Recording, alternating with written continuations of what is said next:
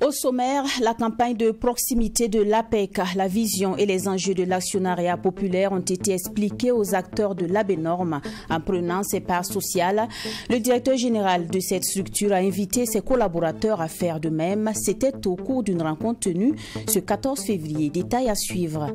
Si vous brûlez d'amour pour quelqu'un, aujourd'hui c'est le jour indiqué pour le lui témoigner. Pour cela, il faut trouver le cadeau qui lui fera plaisir. À l'occasion, l'ingérie féminine et masculine s'achètent comme de petits pains. Nous sommes allés à la rencontre de commerçants qui se frottent les mains à Ouagadougou.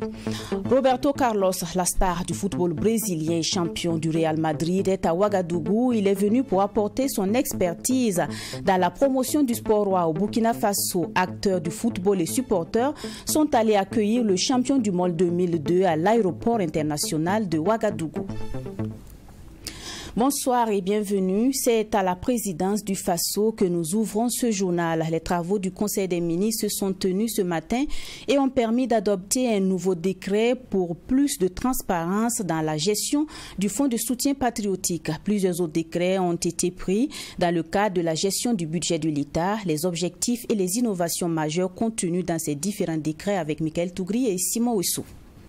Au titre du ministère de l'Économie, des Finances et de la Prospective, le Conseil a adopté plusieurs projets de décret.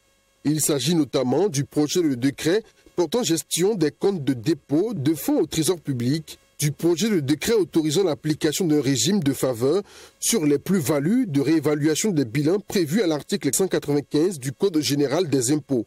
L'adoption de ce décret va donc permettre au trésor public de jouer pleinement cette fonction bancaire qui lui a été donc concédée depuis les années 98.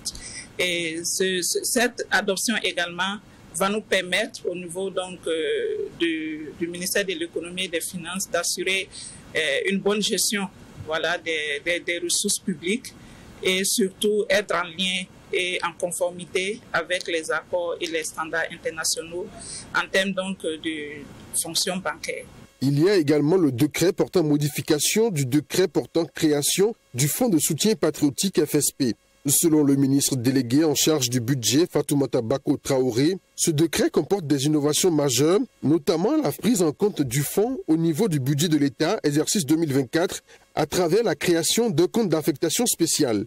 Ce jour, nous sommes à plus de 116 milliards de contributions au niveau donc du Fonds de soutien patriotique. Donc, après une année, il s'est avéré nécessaire de pouvoir regarder ce décret-là et surtout prendre en compte les dernières évolutions qui ont été constatées, notamment la prise en compte du Fonds de soutien patriotique au niveau du budget de l'État exercice 2024, à travers donc la création d'un compte d'affectation spéciale.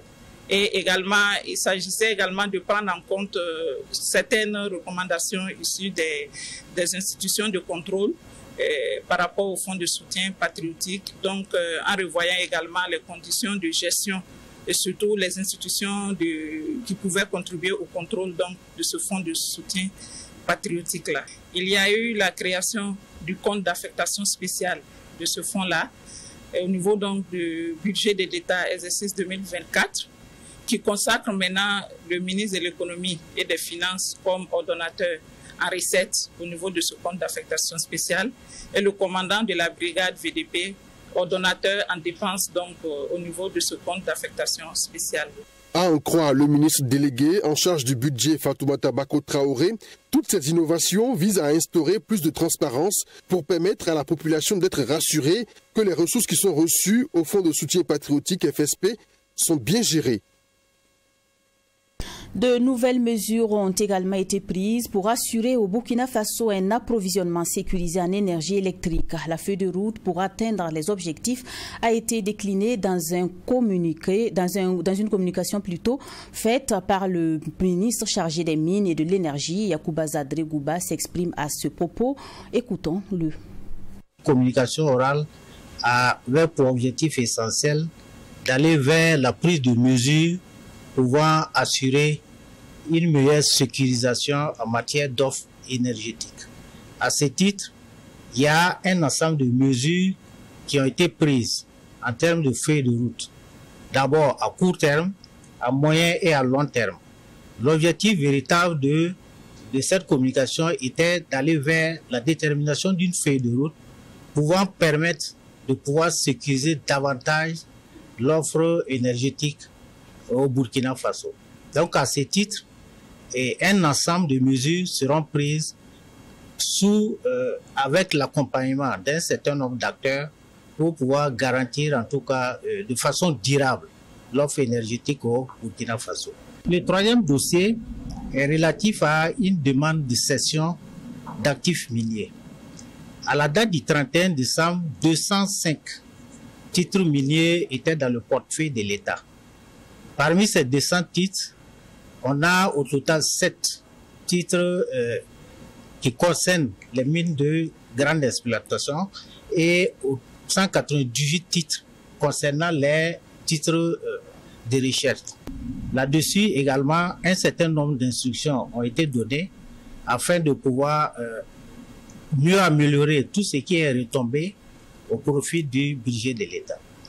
Pour ce qui concerne la sécurisation de l'offre énergétique, un certain nombre de mesures ont été prises. Ces mesures prennent en compte non seulement la réhabilitation d'un certain nombre d'infrastructures qui pourront à terme contribuer à augmenter l'offre énergétique.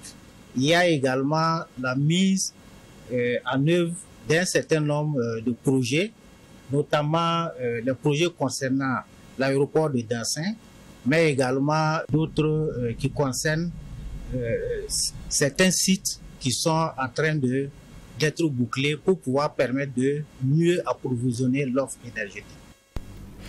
Dans un tout autre registre, l'on aborde la campagne de proximité de l'Agence pour la promotion de l'entrepreneuriat communautaire. Ce matin, l'Agence burkinabé de la normalisation de la météorologie et de la qualité a tenu une rencontre avec une délégation de l'APEC. Karim Traoré et son équipe ont expliqué la vision et les enjeux de l'entrepreneuriat communautaire ainsi que les actions déjà menées par leur structure. Convaincu de la pertinence du projet, le premier responsable de l'ABNORM a pris ses parts sociales tout en exhortant ses collaborateurs à y adhérer. La rencontre s'est tenue au CIAO et c'était en présence de notre reporter Alexis Wenkouni Belemnaba.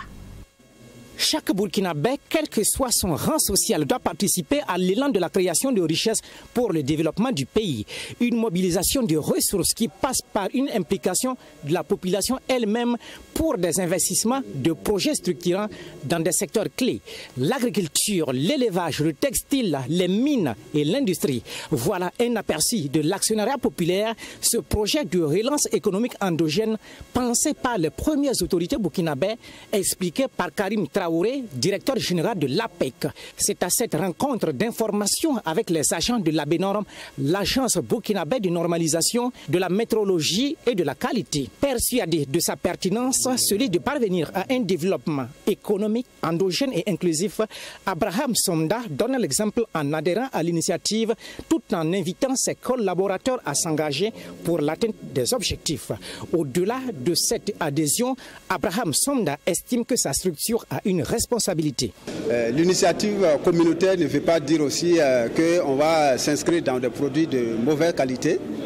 Donc l'ABNORM, au-delà de la souscription de ses agents, doit pouvoir contribuer crucialement à la mise en place de cette initiative à travers l'élaboration des normes, à travers la certification des produits qui seront donc issus de la transformation des usines qui seront mises en place. Et donc nous pensons que nous avons notre rôle à jouer et que c'est ce qui a commencé ce matin où il doit y avoir un cadre de collaboration entre l'ABNORM et l'APEC.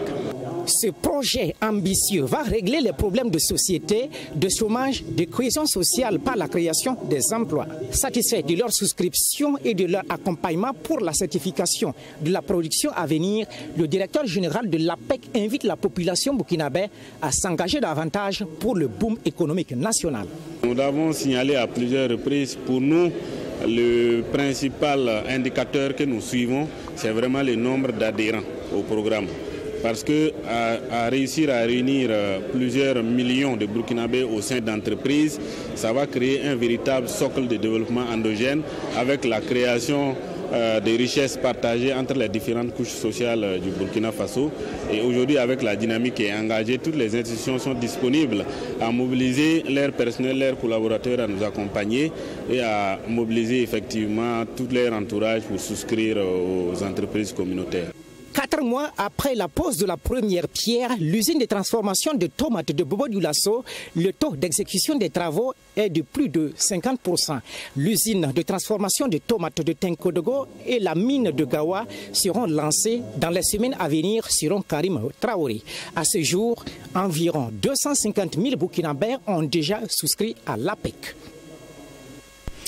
Aujourd'hui, 14 février, c'est le jour privilégié pour témoigner son amour à son partenaire. Et pour cela, il faut trouver le cadeau qui lui fera plaisir. En tout cas, cette année à Ouagadougou, ils sont nombreux ces hommes qui recevront des sous-vêtements. Les commerçants de ces articles que nous avons rencontrés se frottent les mains. Les acheteurs n'ont pas voulu se prêter au micro de Fatimata Nikema pour ne pas gâcher la surprise. Suivons. Au grand marché de Ouagadougou, les plus heureux à l'approche de la fête de Saint-Valentin sont entre autres les commerçants de lingerie et de bijoux. Dans cette boutique de lingerie, les sous-vêtements pour hommes se font déjà rares. Ces articles ont été dévalisés par les femmes en quête de cadeaux pour leur amoureux, nous dit Issa Tassambedo. On a pu vendre pour les hommes la plus. Sinon, on a basé pour les femmes, c'est vrai, mais c'est les femmes qui sont venues aujourd'hui. Les femmes ont bâti les hommes cette année-là en tout cas. Les femmes ont venu payer pour les hommes là beaucoup plus que quand les hommes ont payé pour les femmes quoi. Après la boutique de sous-vêtements, direction une bijouterie du marché. Ici, le patron ne fait pas la fine bouche. Depuis le début du mois de février, ces articles s'achètent comme de petits pains. Il diffère de bonnes affaires chaque année à l'approche de cette fête de Saint-Valentin. Sambo Kinoré dit avoir reçu plus de femmes que d'hommes venus chercher des bijoux pour se faire belle à l'occasion de cette fête des amoureux. Nous avons vendu des montres, de petits colliers et des boucles d'oreilles. Aujourd'hui, 14 février, l'heure n'est plus à l'achat des cadeaux. Les gens sont certainement en train d'emballer maintenant les cadeaux pour les offrir ce soir. Sinon, nous avons bien vendu. Par peur de gâcher la surprise, les clientes et clients de ces deux boutiques n'ont pas voulu se prêter à nos questions. Rappelons que le 14 février est considéré dans plusieurs pays comme la fête des amoureux. Occasion pour les couples d'échanger des mots doux et des cadeaux pour exprimer leur amour. Le prochain reportage nous amène sur l'avenue Kadiogo. Si vous avez l'habitude d'emprunter cette avenue, vous avez sûrement remarqué un mini-marché de produits électroménagers de seconde main importés d'Europe.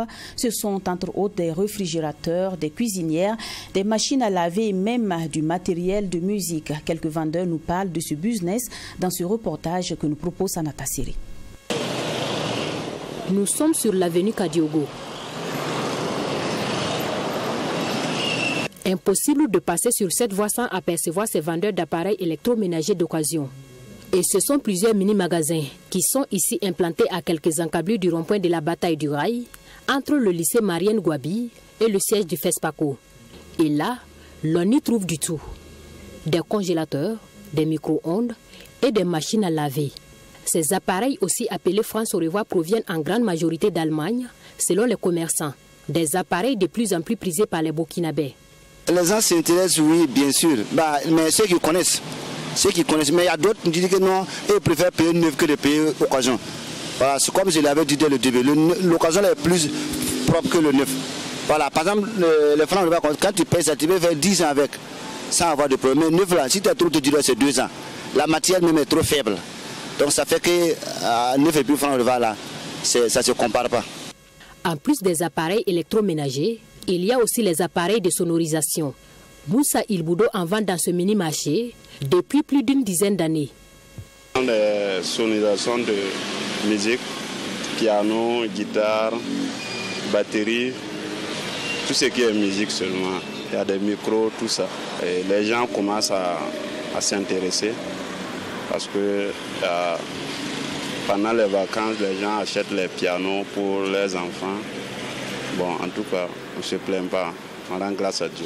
Ce que le blanc la fabrique pour lui, Et puis ce que nos commerçants là partent acheter là, c'est pas la même chose. Puisque avec la nouvelle génération, le modèle là, il y a souvent les gens disent que ça consomme. Alors qu'actuellement là, les francs revoirs, ça vient avec des watts moins chers. Puis ça ne consomme pas. La plupart de ces commerçants passent par des tierces personnes pour s'approvisionner depuis l'Europe. Les articles, ils les achètent sans garantie, les testent, avant de les vendre à la clientèle à des prix raisonnables. Mais avant toute utilisation, le fournisseur donne des conseils d'utilisation et une garantie allant de 2 jours à 1 mois. Bon, il y a garantie, vous pouvez donner garantie, mais souvent nous on dit aux clients, matériel qui travaille avec électrique, bon, des fois il y a baisse de tension. S'il y a baisse de tension, nous on conseille les clients d'acheter régulateur. Si on met régulateur seulement, ça n'a pas de problème. Donc, matériel électrique comme ça, il n'y a pas de problème en tant que tel. Les pianos, nous on conseille les gens, s'ils achètent, même s'ils n'ont pas le moyen d'acheter ça, on peut aller coudre sur un tailleur pour que la poussière ne monte pas dessus. C'est ça son souci. Le client vient, bon, notre garantie, il y a 2 choses. Parce qu'ici il fait très chaud. Donc en Europe il fait frais. Donc ils n'ont pas besoin de mettre un ventilo dans le frigo. Mais c'est nous aussi on te conseille de mettre un ventilo. Nous aussi notre courant aussi n'est pas trop ça. Donc on te conseille de prendre un régulateur de tension. Voilà, si tu as pu payer ça, on peut te donner au moins la garantie de 1 mois. Voilà, nous on peut faire ça. Mais si tu viens, on teste le frigo d'abord avant que tu ne prends. Ces appareils électroménagers, selon les vendeurs, ont besoin d'entretien une fois stockés dans les magasins. Il faut donc les nettoyer chaque matin avec soin pour donner l'envie aux potentiels clients de les acheter. Si ces appareils marchaient il y a quelques années, aujourd'hui, les commerçants se plaignent de la morosité du marché. Souvent, il faut 2 à 3 jours avant de vendre un seul appareil, nous ont-ils confié.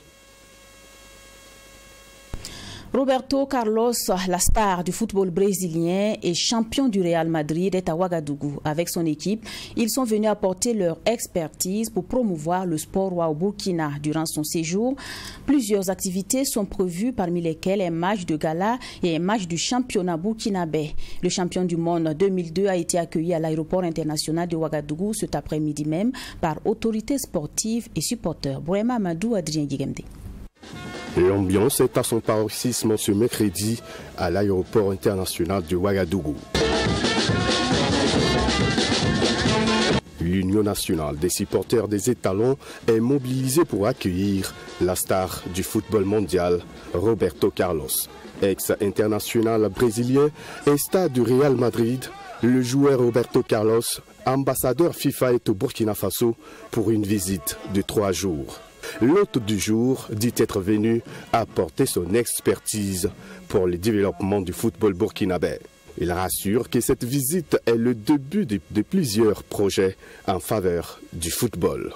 Il est très important pour nous d'être là pour que le Burkina puisse grandir aussi dans le domaine du football. Le football, c'est tout dans notre vie. Et c'est pour ça que nous sommes là, c'est pour cela. Ce partenariat entre le Brésil et le Burkina Faso, c'est très, très, très important pour nous. Cette visite de l'ambassadeur FIFA est d'un grand apport pour le sport burkinabé, selon Alexandre Youkbaré, directeur général des sports. La présence de Roberto Carlos est très importante pour la diplomatie sportive du Burkina Faso. Au-delà d'être une opportunité pour le football burkinabé, cette visite est un message de résilience que le peuple burkinabé envoie au reste du monde, a laissé entendre Alexandre Youkbaré. Roberto Carlos est venu avec son jet privé. Son transport a été payé par lui-même. Il se prend lui-même en charge. Il n'est pas pris en charge par le Burkina. Tout ça, c'est une marque d'amitié. Il nous apporte d'abord son nom, il nous apporte son image, il nous apporte sa présence au sein de la FIFA. Il nous rapporte sa présence au sein de toutes les organisations internationales qui ont du respect pour les anciennes gloires et surtout des clubs de renom tels que, par exemple, le Real Madrid. Si Roberto Carlos recommande un jeune joueur de 14 ans à Manchester United, vous pouvez savoir que d'office, il a 90% de réussite de sa chance. Est-ce que vous me comprenez? Ça, c'est une ouverture. Ils sont nombreux, ces fans de Roberto Carlos, supporters du club espagnol le Real de Madrid et journalistes sportifs à venir accueillir leur idole. Pour bon nombre d'entre eux, c'est un rêve qui vient de se réaliser. Et nos sentiments sont sincèrement dits, on ne sait pas quoi dire. On est très content de le voir, notre légendaire Roberto Carlos devant nous face à face. Et puis il était à côté de nous. Et recevoir une telle star va sans doute motiver les acteurs du football qui sont là, qui cherchent à être de grands joueurs. Je crois que ça va, avec la visite qu'il aura au niveau des centres et bien sûr le coup d'envoi qu'il va donner lors du match à sec de Koudougou dans le cadre du championnat national, la 17e journée du championnat. Ça va également donner beaucoup plus de tonus aux joueurs qui sont là. Roberto Carlos dit être fier de fouler les sols burkinabés qui pour lui est désormais son deuxième pays. Au cours de cette visite de 72 heures, plusieurs activités sont au programme. Il s'agit, entre autres, des activités sportives, des visites d'infrastructures sportives et des séances de travail.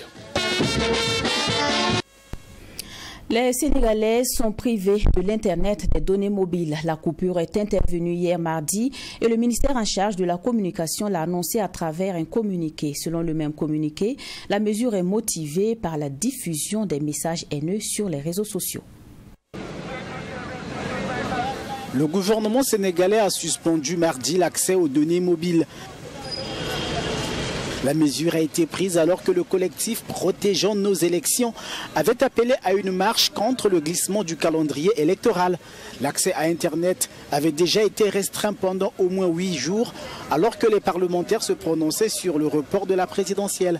Les autorités sénégalaises justifient ces restrictions par la diffusion sur les réseaux sociaux de messages de haine subversifs qui ont déjà provoqué de violentes manifestations. La semaine dernière, au moins 3 manifestants ont été tués. L'ONU a fait part de sa préoccupation suite aux informations faisant état d'un recours inutile et disproportionné à la force contre les manifestants, tout en appelant les autorités sénégalaises au respect du droit des populations de manifester pacifiquement. Le climat politique reste délétère au Sénégal alors que sa marche a été interdite mardi.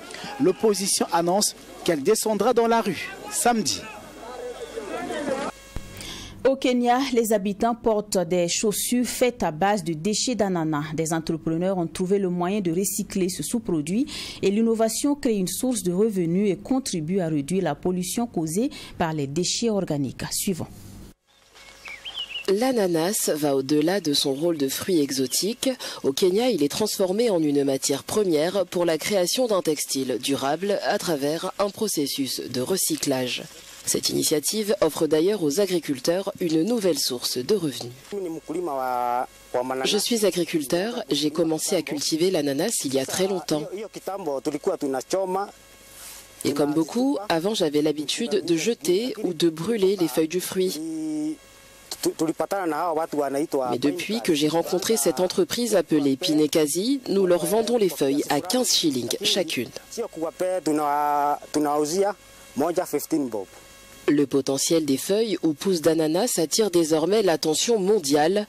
La société Pinekazi, qui les transforme en chaussures, a déjà été sollicitée par des investisseurs et même remporté des éloges pour son procédé éco-responsable.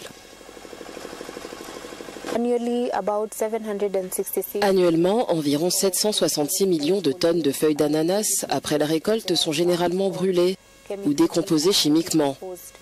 En les collectant, pour chaque 1000 tonnes de déchets, nous réduisons les émissions de carbone et de méthane à hauteur de 0,28 tonnes métriques. Et nous espérons étendre ce processus à d'autres pays qui produisent également beaucoup de déchets d'ananas. Betterman Simidi, à la tête de Clean Up Kenya, souligne l'obsession du pays pour la mode rapide, autrement dit fast fashion. Il encourage l'utilisation des tissus durables pour restaurer l'industrie. Au cours des 5 dernières années, nous avons vu plus d'1 million de kilogrammes de vêtements être importés au Kenya. Et donc, lorsque nous voyons des innovations respectueuses de l'environnement émerger, comme par exemple l'utilisation de l'ananas et ses déchets afin de fabriquer des fibres utilisées pour fabriquer des vêtements, nous sommes très heureux. Ces innovations sont importantes et nous devons les encourager. Avec des initiatives telles que Pinekazi, l'avenir de la mode se profile comme une promesse de durabilité au Kenya, ouvrant la voie à un secteur plus respectueux de l'environnement. C'est la fin de cette édition. Merci de l'avoir suivi. Bonsoir.